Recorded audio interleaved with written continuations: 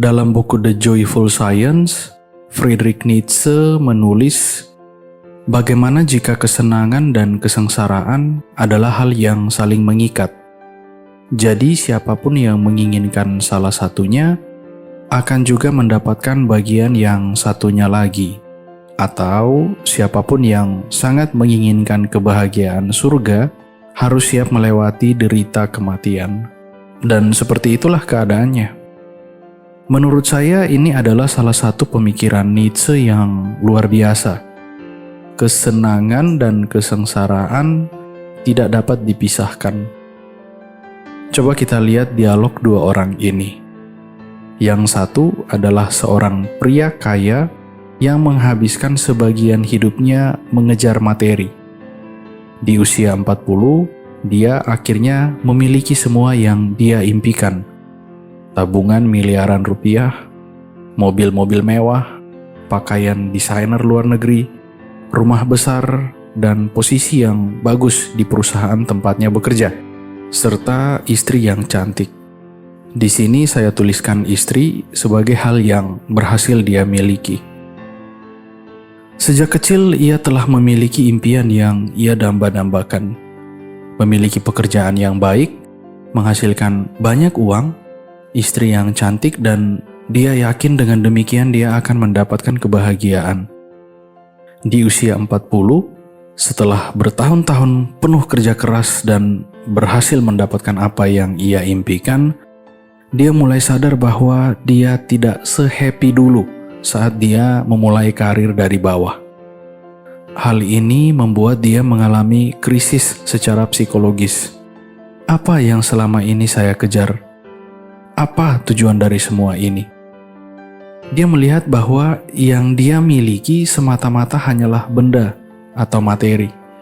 Dan materi belum cukup membuat dia bahagia seperti yang dulu dia bayangkan.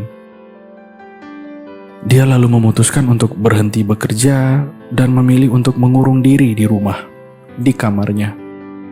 Dia hanya makan dan tidur. Istrinya berusaha membawakan makanan favoritnya dan bahkan mendatangkan dokter ke rumah untuk membantu suaminya. Tidak ada gunanya, kata si pria ke setiap dokter yang memeriksanya. Bahkan para dokter pun tidak berhasil membuatnya kembali ceria. Sampai pada suatu saat, si pria kaya ini mulai bosan. Saat istrinya ke pasar, dia lalu meninggalkan catatan di meja bahwa dia lagi pengen keluar, jalan-jalan di luar.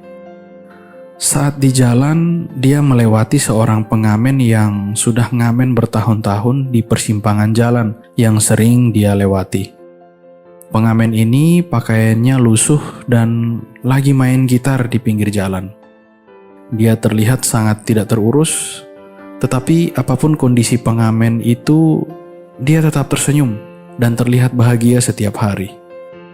Si pria kaya ini lalu mendekati pengamen tadi dan bertanya, "Hei, kenapa kamu terlihat bahagia? Saya selalu melintas di depanmu setiap hari. Saya perhatikan tidak banyak orang yang mendengarmu bernyanyi. Saya juga tidak tahu kamu punya rumah atau tidak, punya keluarga atau tidak. Apa yang membuatmu bahagia?" "Ah, ya kamu," jawab si pengamen. "Ya, saya ingat. Hampir tiap hari saya melihatmu, selalu dengan pakaian yang rapi. Sepertinya kamu orang kaya, punya rumah yang bagus, punya rumah tangga yang baik, mobil mewah, dihargai banyak orang. Kenapa kamu masih tidak bahagia?" "Ah, saya tidak tahu," jawab si pria kaya. "Mungkin karena segala sesuatu tidak berarti lagi. Saya sudah menghabiskan bertahun-tahun mengejar materi. Waktu saya punya tabungan 1 miliar, saya lalu berpikir untuk tambah ke 2 miliar. Waktu saya punya rumah kecil, saya lalu mau cari rumah yang besar. Waktu saya punya mobil, saya mau mobil lain yang lebih mahal. Saya pikir dengan memenuhi keinginan saya akan membuat saya bahagia. Tapi ternyata tidak. Bahagia sih, tapi tidak untuk waktu yang lama. Kalau kamu berada di posisi saya, pasti kamu juga akan merasakan hal yang sama, bahwa segala sesuatu menjadi tidak berarti. Mungkin itu yang membuat kamu bahagia dan saya tidak, karena kamu tidak tahu bagaimana rasanya. Oke, jawab si pengamen. Coba kamu dengar suara gitar ini.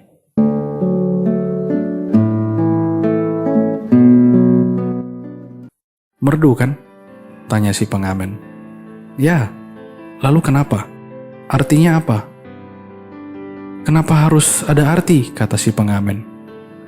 Kenapa kita harus peduli dengan sesuatu yang berarti atau tidak berarti? Dengarkan saja.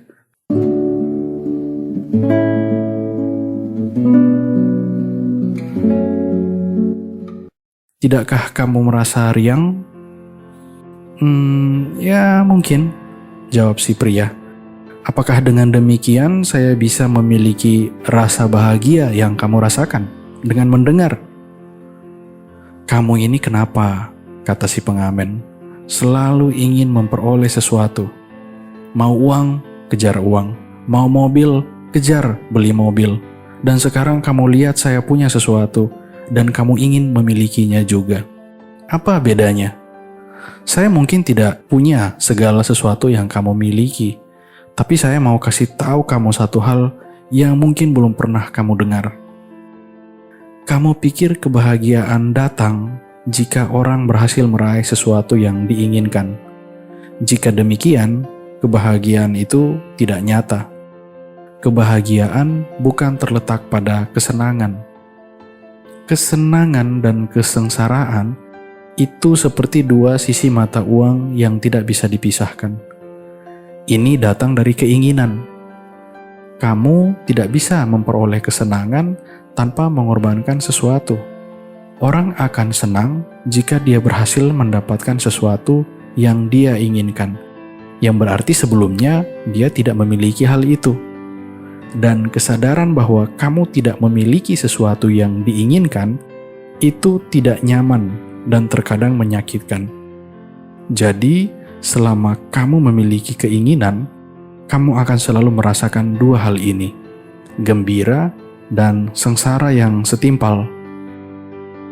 Awalnya stres karena tidak memiliki sesuatu, lalu gembira karena berhasil memilikinya, lalu lama-kelamaan mulai bosan. Pada akhirnya mulai cari hal lain lagi untuk mengisi kekosongan itu. Dan saya perhatikan kamu sudah cukup lama berada di lingkaran ini. Harusnya saat ini kamu mulai sadar bahwa kebahagiaan itu datangnya bukan dari proses ini. Kebahagiaan tidak sama dengan kegembiraan. Lalu apa kebahagiaan itu? Tanya si pria kaya. Lupakan apa itu kebahagiaan. Dengar, kamu sudah terlalu lama ada dalam permainan ini. Mau kejar ini, mau kejar itu, mau kejar segala hal. Dan lihat di mana posisimu saat ini. Masih tetap tidak bahagia. Tapi jika kamu berhenti memainkan permainan ini sejenak, apa yang akan terjadi? Coba dengarkan ini. Saat kamu berhenti mengejar, kamu akan menyatu dengan musik ini, yang memungkinkan rasa bahagia dalam dirimu. Saya masih tidak paham, kata pria kaya itu. Jawab si pengamen, sebagian besar hidupmu kau habiskan untuk mengejar materi, tetapi kamu tetap tidak mendapatkan rasa bahagia. Mungkin kebahagiaan akan datang saat kamu berhenti bermain dalam permainan mengejar materi ini. Oke, jawab si pria kaya. Hal yang kamu sampaikan ini membuat saya berpikir lebih dalam. Di kantong saya cuma ada 100.000. Ini, kamu ambil dulu. Nanti besok saya datang lagi dan saya akan bawa uang lebih banyak dan kita bisa diskusi lagi. Wah, kamu baik sekali. Sebenarnya tidak perlu sih, karena esok saya tidak ada di sini. Esok saya ada urusan di tempat lain. Oke, jawab si pria kaya. Dia lalu pulang ke rumahnya dengan pikiran yang lebih ringan. Dia mulai bisa melihat dunia dari sisi yang berbeda. mulai bisa mengapresiasi hal-hal di sekitarnya, termasuk indahnya sunset, hangatnya sinar matahari, dan segarnya udara yang tenang. Untuk beberapa saat, semua begitu sempurna, dan dia tidak menginginkan apa-apa. Jalan sore itu menjadi sangat menyenangkan. Saat dia tiba di rumah, dia bisa melihat istrinya menanti di depan pintu, dan rasanya seperti melihat istrinya untuk pertama kali setelah berpisah bertahun-tahun. Dia menghampiri istrinya dan mereka saling berpelukan. Nietzsche berpendapat bahwa kesenangan dan kesengsaraan tidak bisa dipisahkan, seperti dua sisi mata uang yang tidak bisa terpisah. Tidak ada kesenangan tanpa adanya rasa sakit. Kesenangan datang dari keinginan akan sesuatu, dan keinginan datang karena sebelumnya kita tidak memiliki hal itu, apapun itu. Dan tahu bahwa kita tidak punya terkadang menyakitkan. Selama kita mengejar sesuatu, selama kita menginginkan sesuatu, kita akan selalu berhadapan dengan rasa senang dan rasa sakit secara setimpal, tergantung seberapa besar kita menginginkan hal itu. Dalam kehidupan masyarakat modern saat ini, orang terkadang mengasumsikan kebahagiaan dengan kesenangan yang terus-menerus. Tetapi itu tidak nyata, karena kesenangan dan kesengsaraan adalah dua hal yang tidak bisa dipisahkan. Orang tidak bisa hanya senang-senang saja, tidak bisa. Tapi apa yang akan terjadi jika kamu berhenti mengejar keinginanmu? Dalam buku Joyful Science, dalam bab My Happiness, Nietzsche menulis, "Karena saya sudah capek mengejar dan mencari, saya mulai belajar untuk menemukan. Dan karena angin bertiup di wajah saya berlayar kemanapun angin bertiup." Terakhir, ini hanyalah pendapat pribadi dan pemahaman saya dari buku Joyful Science karya Friedrich Nietzsche. Jika Anda merasa cocok, silahkan pakai. Tapi jika Anda punya pendapat lain, saya akan sangat senang menerima respon Anda di kolom komentar.